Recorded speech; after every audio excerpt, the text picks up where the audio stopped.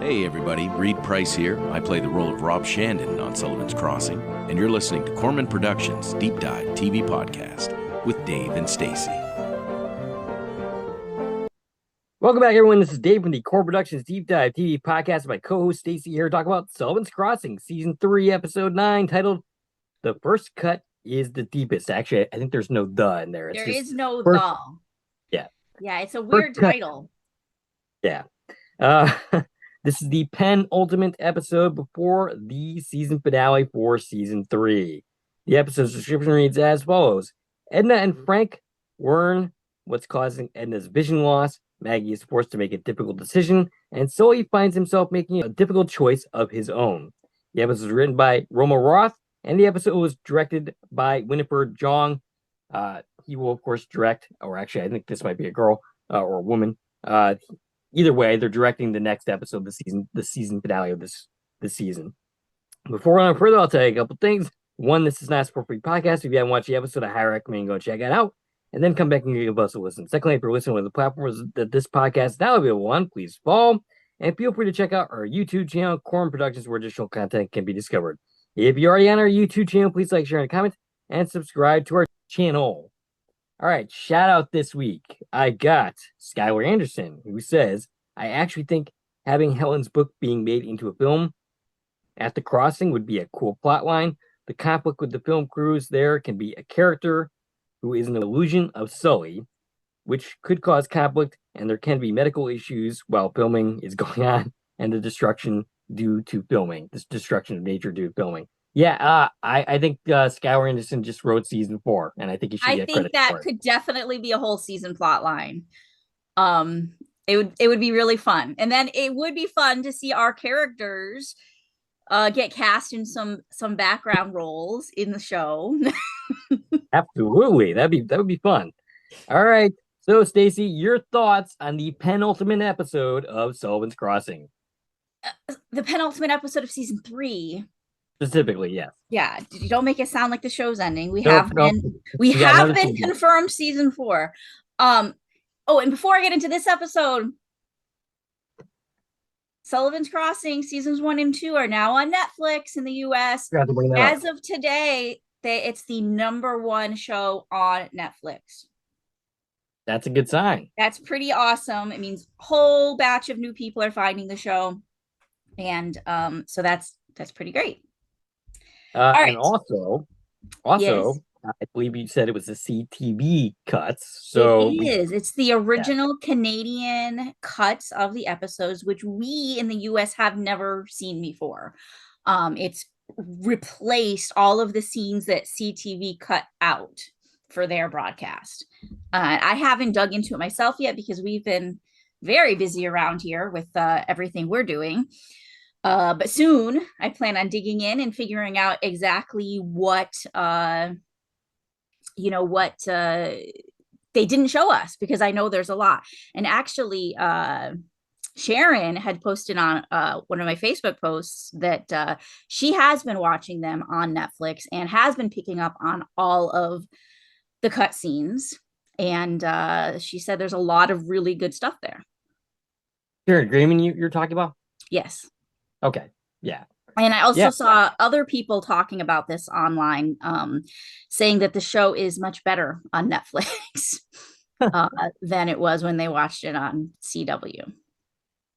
Yeah, I mean, probably because they're not cutting out important details right. for the CW version. So, yeah, I'm looking forward to watching the series again with those cuts to see if it improves the viewing experience for me.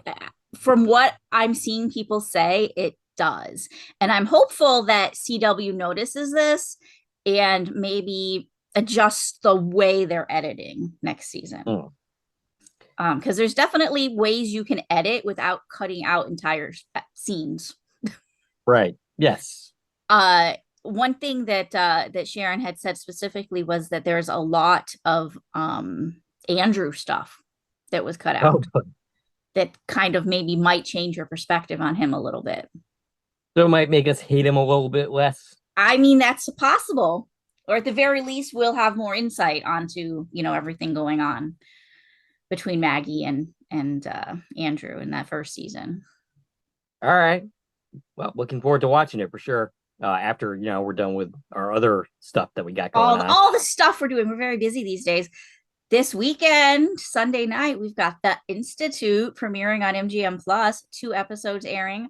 Our podcast on both episodes will be dropping after that. So make sure you check that out, especially if you are part of the Frumily, because it is on MGM Plus, just like From is, and it is directed by Jack Bender.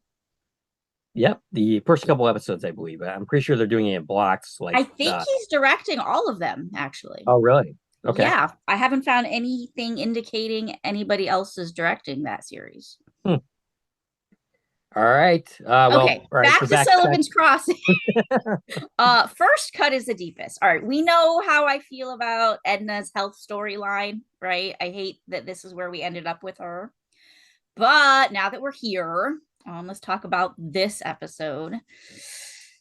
Obviously, the giant elephant in the room is Maggie should not be doing what she's doing here.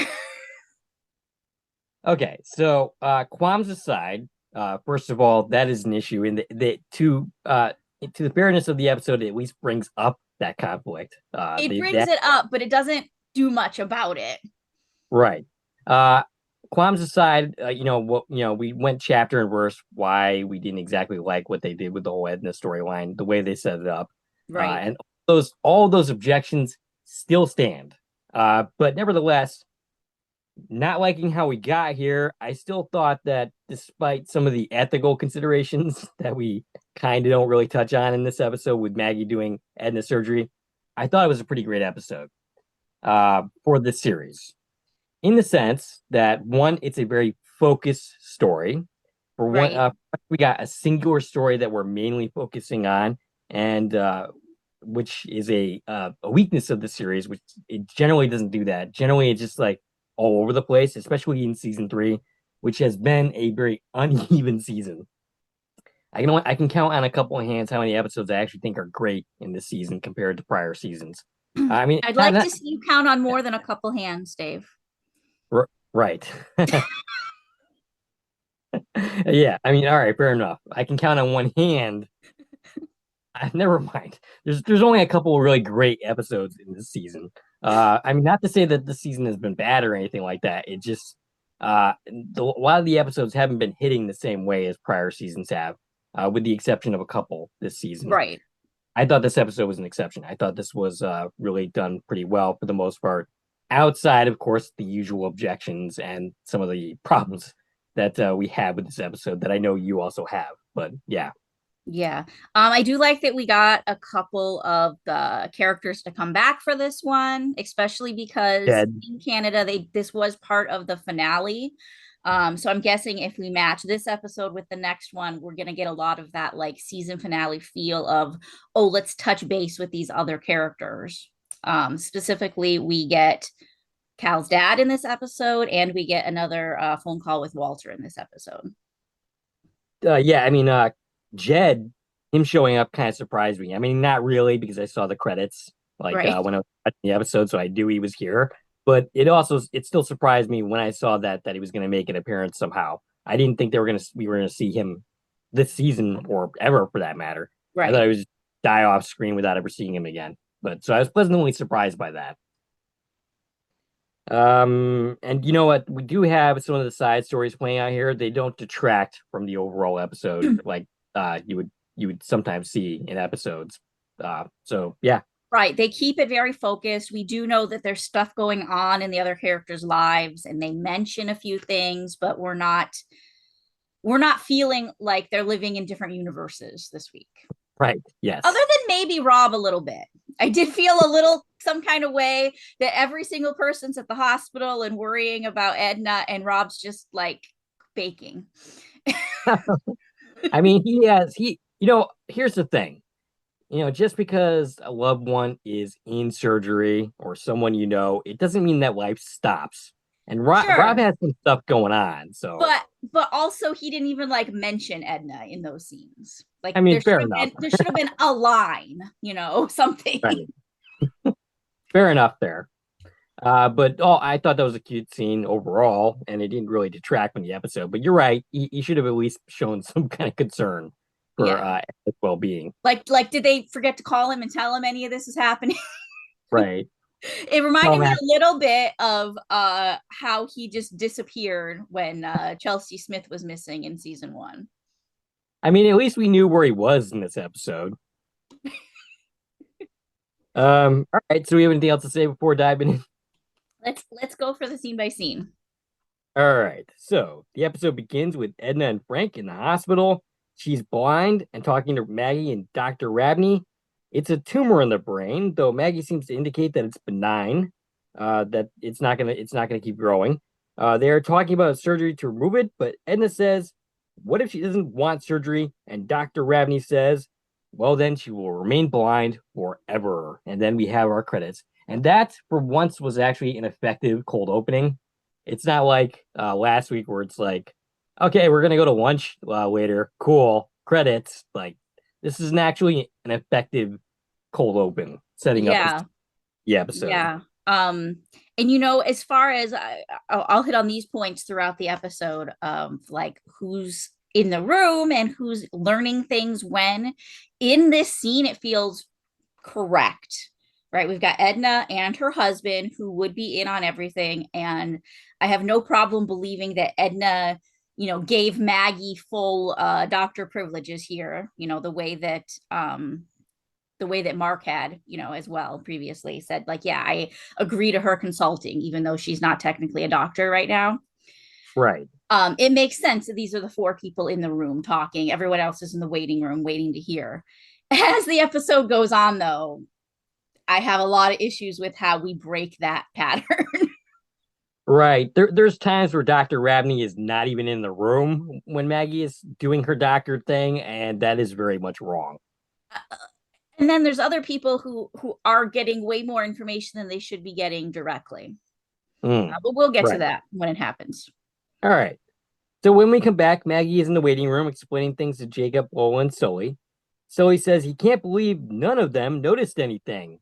Does Sully have X-ray vision that he hasn't told me about? Because I don't know how he would notice anything other than the mild. I think they're hinting at like, oh, she wasn't feeling good. She had headaches. We should have known she needed brain surgery. That goes back to how they presented the story all season long.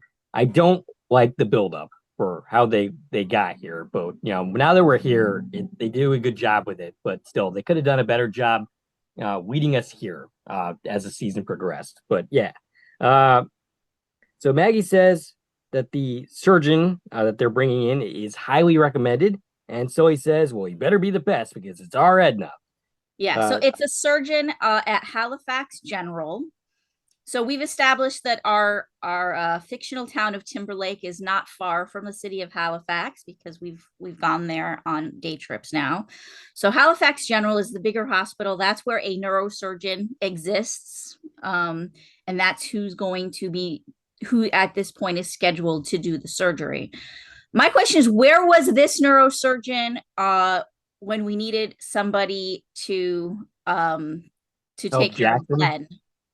Oh, Glenn too, yeah. Remember, she was like, I can't find a neurosurgeon anywhere. I need you to come help. Yeah, I don't know. I guess Mark wasn't important enough to bring in this surgeon for. Sydney and Cal talk at the outpost. She asks how Maggie is holding up. Cal says it's hard to tell because she's in doctor mode. Sydney says not to let her fool him. Edna has always been a second mother to her. Okay, I do object to that slightly in the sense that, when she was first at the crossing, Maggie, yes, I'm sure Edna was a second mother, but then she disappeared from Edna's life for quite some time until she came back recently. So she hasn't always been a second mother. Maybe she is now, but there was a period of time where she was not in Edna's life at all. Sure. But I mean, that's a mild objection. But Sydney insists he go to the hospital to be with Maggie, make sure she's okay. She will take care of the outpost. Jacob and Lola visit with Edna. Edna suggests Frank's garden needs attending to. Frank sounds amused when he says, yeah, that's not exactly important now. But Edna is basically like, hey, look, we don't want this thing to die on you while you're in here with me. So Jacob agrees to take care of that. Edna says she's tired and insists that Frank go and get something to eat. And there's no point in just having him sit here and watch her sleep. At the firehouse, Cooper asks about Edna and says basically he's asking Rafe about this and says to let him know if there's anything he can do. And Rafe decides to ask him advice on how to deal with his situation with Sydney. Cooper says it's best to be honest, now, and reveal your feelings about the matter of whether you want to get married or not, and then waste rather than waste years waking up and realizing they both are unhappy. This is very good advice from Cooper, I thought. Yeah. I also found it really weird that Rafe went to Cooper with this in the first place. I mean, I guess he knows now more about Cooper and they've gotten closer, but I think they should have set this again. This goes back to how they set the season up. Like we didn't build properly to get here, but now that we're here, it's good. But right. it's a flaw overall of how the season was set up. Okay, so Cal and Maggie talk. Cal suggests she go home, but she's stressing about the surgery. Cal says she won't do any good to anyone if she burns herself out. Dr. Ravney tells her there's something on the scan she needs to see. And so she goes and checks that out. Frank and Sully talk about how he met Edna. It's a very nice little story. Basically, he got up the courage to talk to her eventually, and they never parted since. Sully says that Edna will not let some tumor get the best of her, and he says nothing will happen to her. Maggie won't let it. Meanwhile, the MRI reveals that the surgery will be far more complicated than they originally thought because it's right next to some kind of artery or something. Yeah, the tumor's pressing against the carotid artery, which is bad news. They were very hopeful about this being a very easy surgery before, and now both doctors, that is Ravney and Maggie, are like, oh, this isn't good. Right. This is the scene where I'm going to point out specifically, this is the worst case of this throughout the episode. Cal just followed Maggie into this room. Maggie's going to consult with Ravney about the scans. Cal just follows her in. He's hearing all of this before Edna even knows. Right. Now, I promise you that is a violation of something.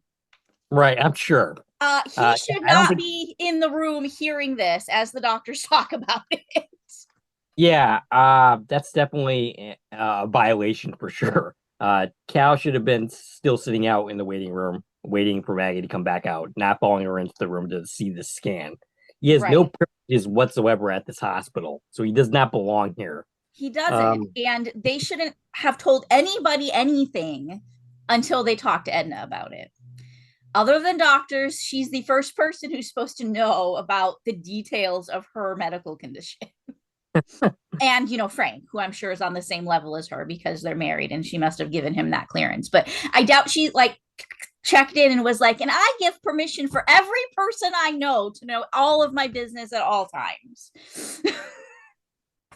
All right. So Maggie goes to explain the situation to Edna, that there's a chance that she could have a stroke during the procedure.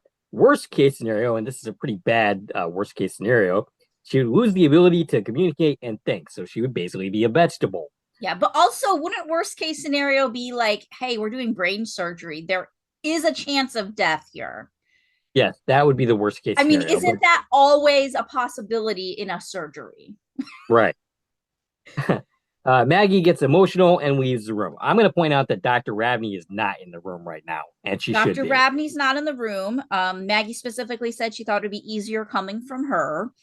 Fine, sure. But should Dr. Ravney be in the room at least? Dr. Ravney should be here, and right from this scene, Maggie getting overwhelmed and upset and leaving shows that she is too emotionally invested in this for what comes later. Yes.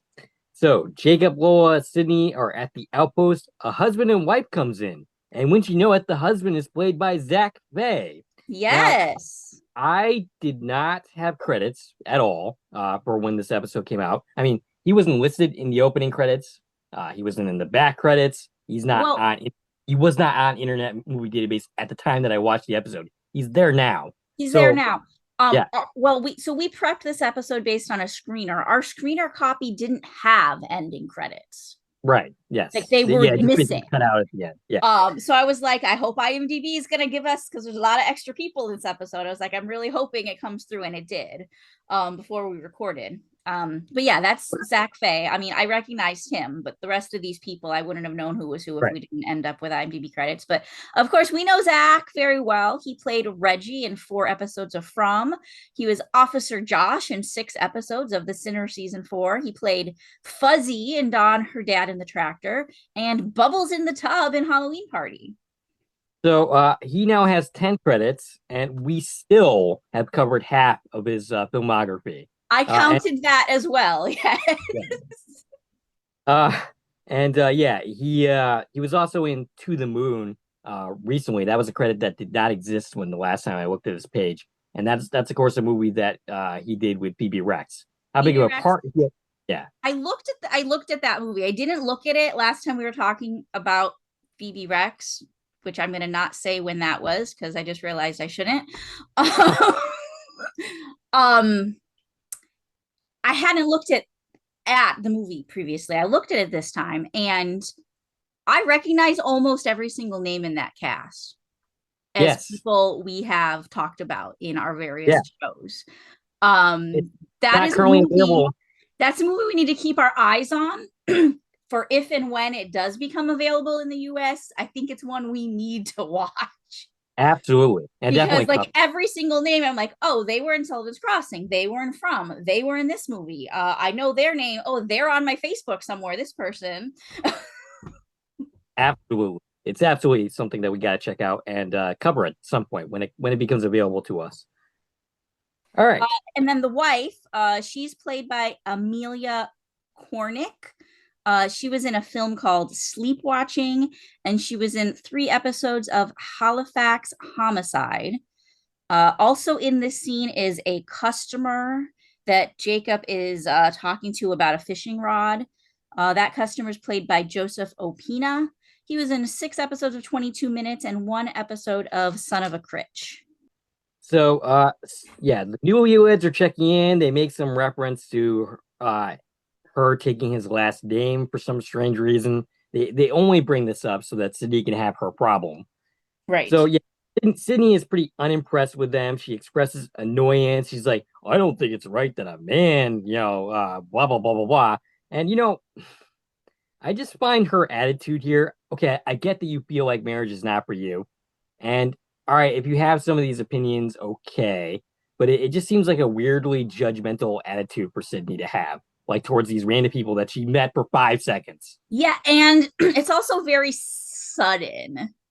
Right. Like we've never seen her do anything like this before. And also I want to point out that the whole conversation where she brought up how she doesn't want to get married happened because she was telling Rob she wants to put on weddings at the lodge. Yes. So you want to plan weddings, but you're going to have this attitude about seeing a newlywed couple? Right. I mean, I 100% get her not wanting to get married herself. I get that. And I get her opinion on that. I just do not understand her judgmental attitude towards everybody else that's coming completely out of the blue that we've never heard her express before. Right. I mean, this is like a deeply feminist ideology that she's never, ever expressed before in the entire series. So it comes out of nowhere.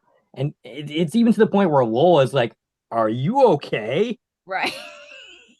Lola is asking her if she's okay because of her attitude problems. But anyway, Cal asked Maggie to talk about her feelings about this whole Edna situation. She says she doesn't have time for feelings. She shuts down the conversation pretty quick. Jed calls her just as she's taken off. Calls Cal, rather, not Maggie. Calls Cal. Yeah. Calls Cal. Basically this is Cal's dad. And he's headed back from the Grand Canyon. He makes a mention of visiting with Sedona. Cal reveals the fact that he's worried that he's holding Maggie back from her career. And Jed basically tells him, hey, nothing comes from sitting on your feelings. Like, talk to her about it. And of course, that is good advice. Yeah. And, it's really nice advice coming from Jed to Cal because obviously the two of them spent 30 years sitting on their feelings before they had a conversation. And look how nice it went after they talked. Right. Absolutely. And also, he isn't like, well, you should talk her out of having a career because, it's all about having the simple life. You know, Right, right, right. that's his attitude, but he doesn't like bring that into the conversation. Right. It's about Uh, supporting his son, not about his opinions on things. and also, I just have to say, I still have this problem. Like, why do you feel like you're holding her back from her career? A I career mean, and a relationship are not separate things. They don't, it's not one or the other. yeah, and that's something we've been saying the entire season. I mean, like basically, it's not one or the other, as you were just saying. So this conflict here is silly, and they don't resolve it. So we're gonna be continuing to deal with it in the next episode. Yeah. And I'm kind of curious how exactly they're gonna go about that. But hopefully, it ends with, all right, I'm gonna work at this hospital now. But I mean, Because like they the really need her. Apparently, Dr. right, Rabney's the only doctor. right. She's the only doctor on staff at this whole hospital, and she's doing everything from running the ER to consulting on potential Alzheimer case to now she's the one reading brain scans. Is she like the dean of medicine, or like what is her position exactly? Like, She is the hospital. She's it. right. All right. So Frank and Edna. Edna worries about waking up and not knowing who she is or who he is. Frank reassures her that he will remind her. And to her concerns, he says one foot in front of the other. Of course, that's been a reoccurring theme throughout this series, Yes. dating back to the pilot, I think. uh Episode 2 was the first time we Episode heard two. that. It was when Cal walked Maggie home from karaoke, Gotcha. when we first got one foot in front of the other reference. And of course, it made me break out in song again this time. So we have our Rob and Jane scene. I think this is like one of the few times we see Rob in this episode, if not the only I time. think this is his only scene, and it's a good scene. I'm not complaining about the scene. I just wish that we put Edna's name in there somewhere at least once. Right. Rob gives her some samples of some food that he's going to be prepared to serve at the lodge, and Rob officially asks her out, and she accepts. Good for Asks Rob. her like to be official, Right. and she's like, "Oh, I thought you'd never ask." Haven't they only like hung out like twice? I mean, that we've seen, but there might be other times. But it's only been like a week. Like we know that they got the repairs at the lodge done really fast. They made a point of that. Like not a lot of time has passed. The other thing I found funny was she says because he says after the restaurant's up and running, he's going to take her out on an official date. And she's like, no, I like just hanging out here. This is so much different than with my ex. And he says a line. He says, you don't ever talk about him. Like he wants to talk about the ex. And I'm like, really? Because I'm pretty sure she's brought her ex-husband up in almost every scene she's ever been in. I mean, there was at least that one scene that we had with Rob and her on the dock where she brought up her ex and co-parenting issues and There's so on and been so many times she's brought up her ex-husband. yeah. I just found it really funny that he's like, you never mention him. It's like, really? Because we've heard about him plenty. Maybe Rob's not listening. I consider that a possibility, or maybe she's only bringing it up when we see her on screen and she's never talking about it otherwise. Yeah, but I just thought it was funny. Right. But she says that he was emotionally unavailable, and the reason she left him was because she realized she was ready for a healthy relationship. And I do have a Well, feeling that Rob and Jane are going to have a much healthier relationship than his sister is having. definitely. I was just going to say that. uh, so Frank ends up talking to Maggie. He does not look good. He looks very upset. He's blaming himself for her condition. Maybe he should have noticed something. Frank tells her that she is deciding against the surgery, and Maggie looks very upset. Maggie tries to talk to Edna into doing the surgery. Edna is worried about Frank, thinking he's not strong enough to handle things if things go wrong, probably thinking that he's going to go back to drinking. And then Cal, Sully, and Frank are in the waiting room. Maggie comes out and says that her mind is made up. Maggie thinks they need a different approach, which is basically kind of like the Ghosts of Christmas Past kind of deal. They all Right. go separately to talk to her, which is an interesting approach. But all right, so Sydney and Rafe, he comes to the lodge. I think they're at the lodge, right? Yeah, they're at the lodge. She's trying to finalize the decor selections, which is funny because we know next week, which is like when this originally aired, was like the same episode. The lodge is going to open. So she still hasn't decided on linens and they're about to open. Right. Yeah, they have 24 hours to decide which kind of curtains they want to use. So she And says order them and get them in and put them up. so she says she's worried about making a mistake. Rafe says sooner or later she has to make up her mind, and this is a very loaded conversation. It's a very loaded conversation. Specifically, she says Rob wanted something because she's talking about like the aesthetic for the restaurant decor, which should have been settled long before they're about to open. But anyways, she said Rob wants something more conventional, but she's leaning towards something more contemporary. Yeah, they're definitely not talking about decor anymore. Right. I think this is the final time that we see these guys interact. Well, no, we actually see them, but it's like a one-off scene where it's just like really quick. We see them, yeah, just kind of worrying about Edna a little bit later. So once again, in this episode, we do not have that conversation. That, of course, is probably going to be next week. So hopefully we get some resolution there. Right. And hopefully it's positive resolution. Maybe we find some kind of compromise where their ideologies can coexist. I'm really tired of these two just not being happy.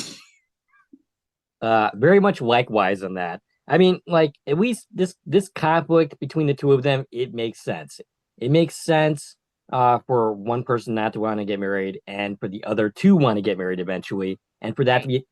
But actually, that's a conversation you should have before you even get together. Like before you become an official couple, those are the type of conversations that you have. Like, do you want to get married? Do you want to have kids? Like those are the type of conversations you have. And but also, let's remember they moved in together before they became a couple. So, right. They've never exactly done things the right way. No. Cal visits Edna and talks about the first time he came to the Sullivan's Crossing. He was struggling. He had just left New York. He didn't know where his place was in the world, and she welcomed him with open arms. Cal says that he just wanted her to know how much she means to him. And then Sully comes in, and at this point, they're not being subtle. Like it's obvious what they're doing at this point. Yeah. So yeah, and she knows it. She catches on to it. She's like, "Yeah, I know what you're doing. I'm not going to change my mind." But Sully says they all just want her to know how much they love her. Sully says how much she's been there for him, and the ups and downs, and through his drinking and all that. And he says he's there for her no matter what she decides. Maggie comes in. She says she needs her and loves her, and Sullivan's Crossing needs her. Edna says if she feels that way, if she really feels like this surgery is important, then Maggie has to be the one to perform it. Now, it's kind of predictable where they go with the scene, and we do have those ethical questions about whether you should be performing surgery on someone someone that's family. I guess the way they're getting around this question is the fact that Edna specifically requests that. Edna specifically requested, and she's not actually family. I mean, I don't know like the legalities. I feel like if you're literally related to someone, it wouldn't be allowed, period. But right, they're just friends, so maybe it's a little more of a gray zone. Yeah, the legal question I don't think is a big problem here. It's more along the lines of, do you really want to perform surgery with high stakes on somebody that you know and really care for? Right, which we're going to see soon. Maggie questions that, but nobody else seems to question it. She seems to be the only person who's like, is this a good idea? Right. But I want to point something out. How terrible Edna is being right now. The reason she didn't want the surgery in the first place is because there's this risk that she comes out of it in a really bad state, right? And she didn't think Frank could handle it, right? The reason she didn't want to do it is she's like, I'd rather be blind and here for Frank than end up a vegetable, and he's not going to be able to handle that. He's not going to be able to live his life if that happens to me. Right? Right. Why is she not like thinking about how hard it would be for Maggie if she's the one who does the surgery and it goes wrong, and Maggie then has to live with that? Yeah. So you basically, instead of just like Frank not being able to live his life, now you basically, You've permanently just traumatized Maggie as well. destroyed Maggie.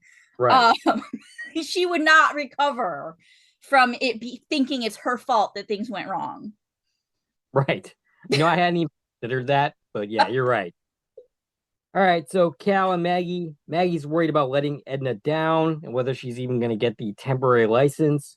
Oh, that's another thing. Remember, she isn't even certified to be a doctor. She legally can't perform the surgery.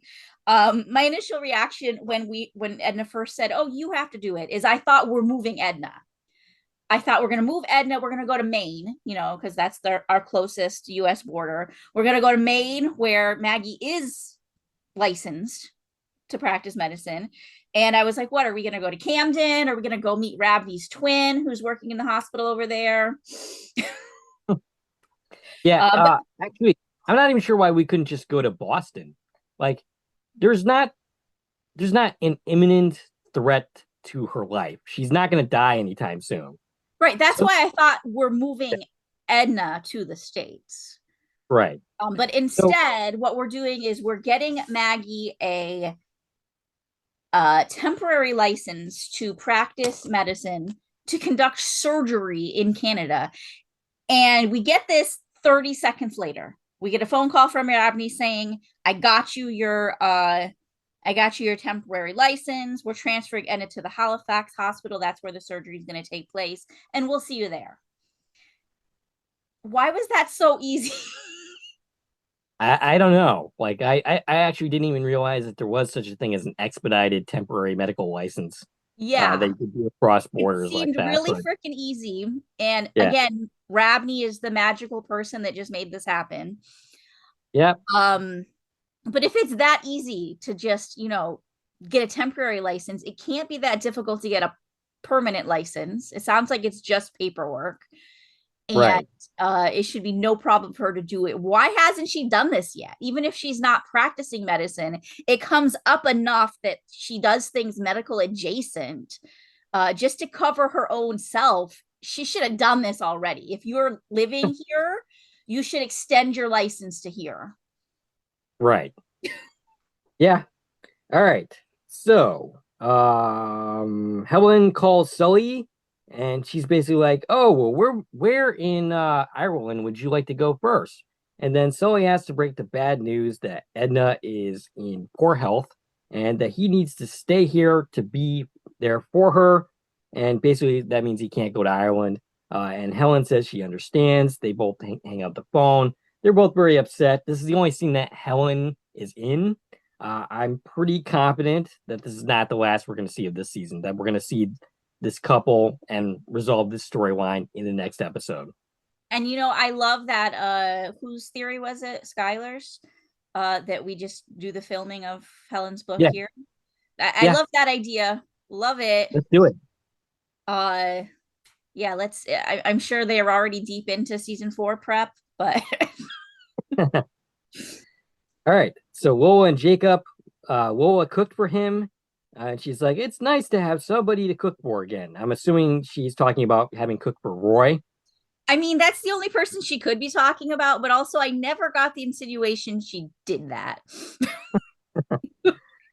So they talk about Edna's surgery. He's worried about Frank. Lola suggests a walk to take their mind off things. She goes to get her coat. He listens to a message on his phone, and it's bad news. They're not going to allow him to do his master's degree here.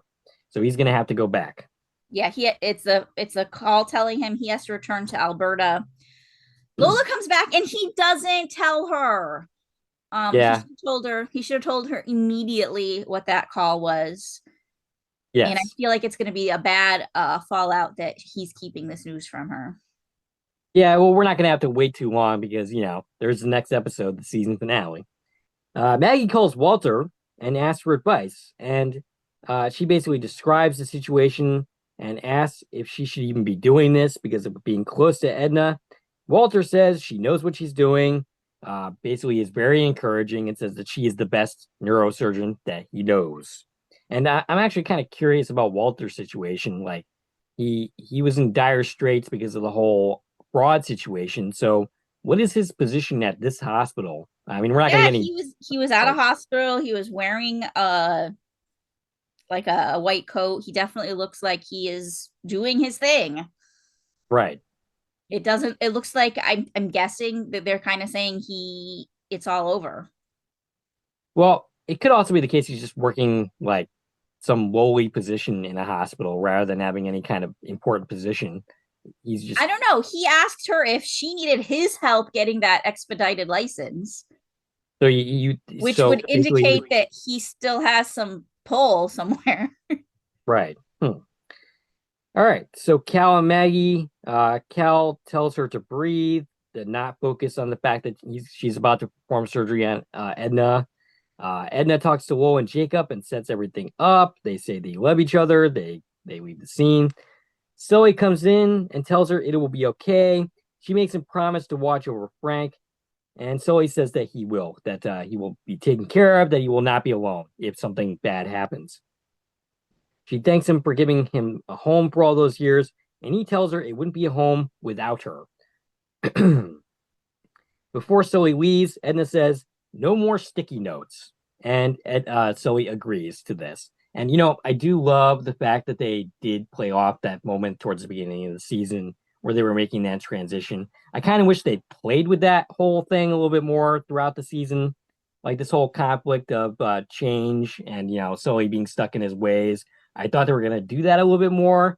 But yeah, I do love that they played off that here. Frank comes in and says the surgery is going to be over before she knows it. And, that could be either a good or a bad thing, depending. But Edna left an advance directive in case something goes wrong. And so Frank would not be in charge of making sure that directive was followed.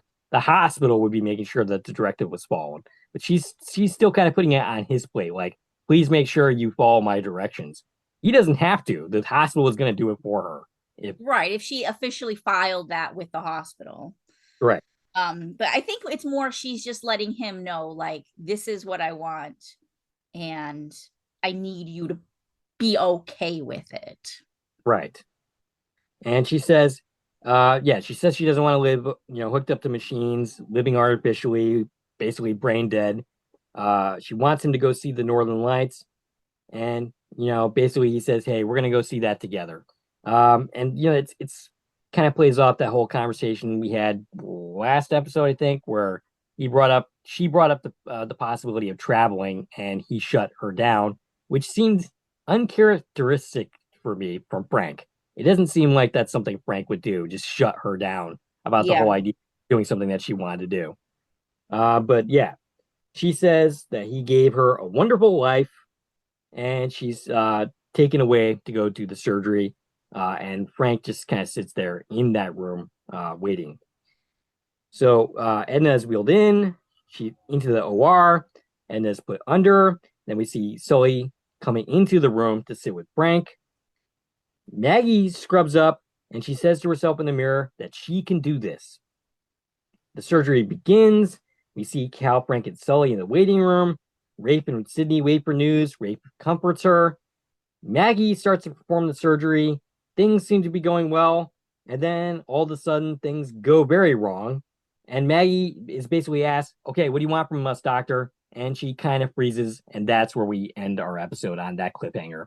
Yeah, that's where the episode. Yeah, so she froze. The medical staff in the room is like, Dr. Sullivan, hello, what are we doing? Right. And she's having this panic moment. I'm assuming she's going to get over that real fast. She's counting to 5, right. The Lost Way. And then she's going to come back and pull this off. I hope, because it's going to be really freaking devastating if she is the reason something bad happens to Edna. it would be kind of against the nature of the show to just be Right. like, oh, Maggie froze, now Edna's dead. I mean, Yeah. that's kind of too dark for this series for sure. Right. I So, don't think that's where we're going. I hope not, anyways. and I also don't think Um, we're going to spend the entire last episode dealing with Edna's surgery. So I'm assuming that's going to be wrapped up relatively quickly. yeah, I'm Um, sure it's going to be a very quick first little bit, and then I know we're going to deal with some lodge stuff because I've seen all the trailers that we're about to open the lodge. So I don't know, and it feels like there's got to be some time jump there since we haven't even ordered decorations yet. But right. Yeah. I mean, the maybe. other cast in this scene, the medical staff, we have the neuro nurse. She's played by Shaylin Varnes. She was in one episode of Moonshine, one episode of 22 Minutes. We have an orderly played by Andrew Church. He was in one episode of Being Erica, two episodes of In the Dark, and then we have the anesthesiologist played by Xander Martell. Oh, okay. If you want to hear us talk more about Xander, you should tune into our episode for The Institute this Sunday, the 13th, because we bring him up in that podcast. He also was in one episode of The Trades, and he did stunts for We Were Liars, which is a Amazon Prime series that just recently came out that was filmed in Nova Scotia. I highly recommended that series. It was very well done. And you see some of our people we know kind of pop up there as well. All right. That was the cast. Let's see, what else do I have to say? Okay, I have a thought that would have Okay. made this play out much better. Instead of, oh, Maggie, you have to be the one to perform the surgery, and then we do that. I feel like it would have made more sense if Maggie was like, Edna, I can't be the one to do the surgery, but let me arrange it so I'm at least in the room as, an Okay. assistant, right? I feel like that would have Gotcha. made better sense if the doctor, the other neurosurgeon, was performing the surgery. Maggie was there to assist. And then maybe last minute something happens. He gets called to an emergency, or he just doesn't show up, or he passes out and she has to take over. I Okay, feel fair like enough. that would have made more sense if the plan wasn't she's doing the surgery. That does make sense. I still think you need to get the expedited medical license so that she can perform Sure, maybe in she needed to do role, that but just to be in the room during the surgery. right. Yes. And she And was there just, to make Edna feel better, like, yes, I'll be there, but I'm not going to be the one performing the surgery until something so goes wrong and she has to take over. I think that would have been a stronger story. Like, it would have made more sense than her going in being like, yeah, I'm the one operating on my friend. so yeah, I mean I think the entire idea here is to set Maggie's return to being a doctor up. Right. Yeah, I mean you could still do that doing it the way that you just suggested, and it might, be a little bit more make more sense. But yeah. Or if we were going to do all of this and have her perform surgery, it should have been not someone she's so close to. Like, I get, like, yeah, the drama. It's so unrealistic. This would never happen. No, absolutely not. I don't think I don't think in real life you would have somebody performing surgery on somebody that you know so Right. closely. Unless it became an emergency, like I said, like, oh, Right. she's already opened up and suddenly the Right. doctor's incapacitated. Then it would make sense. She's the only other Yeah. person qualified to do it. There's definitely a conflict of interest. And I think at some points Maggie acts like I don't think she would with another patient. Specifically, I think she pushes Edna harder to do the surgery than she would if this were Oh, another patient. 100%. And she even acknowledged that. She said, as a doctor, I respect your decision not to get the surgery. And then she Right. was like, but I love you. And now she's talking as her friend and trying to convince her. Which that that is the conflict of interest right there. Like, Right. she's kind of running Edna over in kind of in a way, like against her wishes, so to speak, if that makes any sense. And Yeah. I think that's where the conflict of interest really comes into play. The legal issues of it, I'm not really concerned about, but from a moral standpoint, she basically just runs over her and what she actually wants. Like, I think being blind versus being dead or being a vegetable, Maggie suggests that the risk outweigh or not, I'm sorry, the gains outweigh the risks. I'm not sure that I agree when it comes down to it, Well, because there also was some insinuation, and maybe we just didn't get the full conversation. There was some insinuation that it's going to get worse if you don't take care of it. yeah, but why? The tumor is benign. She said the symptoms are going to get worse. So maybe eventually the idea is all of that would happen anyways as the artery gets more blocked. Like maybe it's Right. going to, right now it's only affecting her vision, but if she leaves it untreated, it will affect her more and eventually lead to her being either dying young or, uh, being a vegetable anyways, just because the way it's pushing on the artery. Yeah, okay. Not because it's cancerous, which she said it's not, but just because of the obstruction to the artery and to the eye optical nerve. That's it. Optic nerve, yeah. I was like the eye thing. Yeah, in case you can't tell, neither one of us are doctors, so don't necessarily know all the terminology, even though we've watched plenty of medical shows in our time. But yeah, do we have anything else to say before concluding? I'm just curious where they go with this. Hope my hope is that yes, Maggie returns to medicine, and it does not mean she breaks up with Cal in order to do it, because that's weird. Yeah, you're going back to messaging. That's also a bad message to send that you can't be a professional of some type and not have a relationship at the same time. Right. And it's ridiculous. So yeah, I hope we're not going that direction. So we got Maggie and Cal resolve. We got Lola and Jacob, where that's gonna go. We I got mean, Sydney and obviously Ray. he has to leave, but the way time works here, he can just go get his degree and he'll be back for episode 401. It'll be fine. Right. Yeah, yeah. And then of course well, I think Rob's in a pretty good place right now, but of course we're gonna open the restaurant probably next episode. So yeah, we got some things to resolve. Curious to see how it all plays out. Hopefully And the resolve. of course, we've got Sydney and Rafe. Yes. What are we doing with these two? Right. They definitely need to have that conversation and either bend in some way or end the relationship and stay broken up because, after this season of watching the two of them, I wouldn't want to see them get back together. Just be done. Yeah. All right. We'd like to hear from you. What'd you think of this podcast? What'd you think of this episode? Stacie, we reached out. I can reach on Twitter, X, Instagram, Threads, and Blue Sky at TV and Coupon Talk. If you like this video and want to support the channel, there's a number of ways to do so. You can follow me on Twitter at Core Productions. You can join the Core Productions membership for 99 cents a month.